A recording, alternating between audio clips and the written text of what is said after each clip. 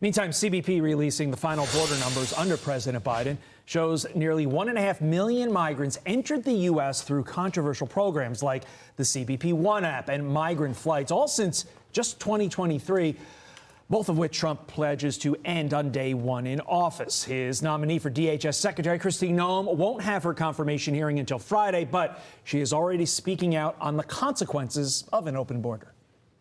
The situation at our southern border is nothing short of an invasion. And over the last 4 years, America's border security has been purposely weakened and ignored. Our laws have not been enforced, and this has led to millions and millions of law enforcement encounters with illegal aliens.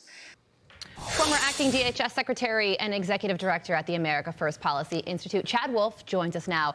Chad, good morning to you. So a lot of people led into this country under Joe Biden. Now it's going to be Donald Trump, Kristi Noem, and Tom Homan's job to get them all out. But that 1.5 million people led in by the CBP One app and these migrant flights. When you hear a number like that, what goes through your mind from a national security standpoint? Yeah, absolutely, because we know that some of those individuals in those two programs weren't properly vetted. And we know that because the DHS Inspector General has issued several reports along that line. But I think it's an important point where the Biden administration continues to talk about how they have lower apprehension numbers along that border. But what we know is they simply stopped counting them the way that they've always been counted, because they created these two programs, the CBP One app and then that parole program, where they're allowing individuals to come in every month, upwards to 70 to 80,000 individuals every month under those two programs that would otherwise be trying to come in illegally. So the flow along that border has not really subsided, has not slowed down all that much. The Biden team has just simply decided to count them differently.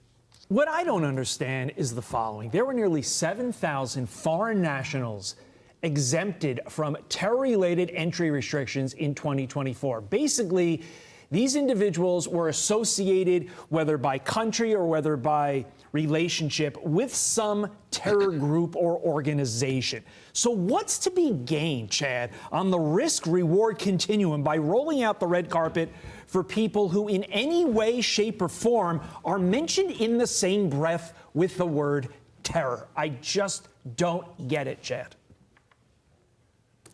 Yeah, well, very little, actually. I mean, I think that's the approach that President Trump and his incoming team is going to have to make sure that individuals coming in the United States are fully vetted, that we understand who they are.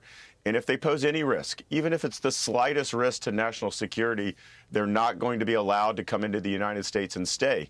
And so I think it's very important. It's just a different way to look at border security. And over the last 4 years, we've seen time and time again individuals released into the country that are either public safety threats, right? They're criminals, they're transnational gangs, or they are national security threats.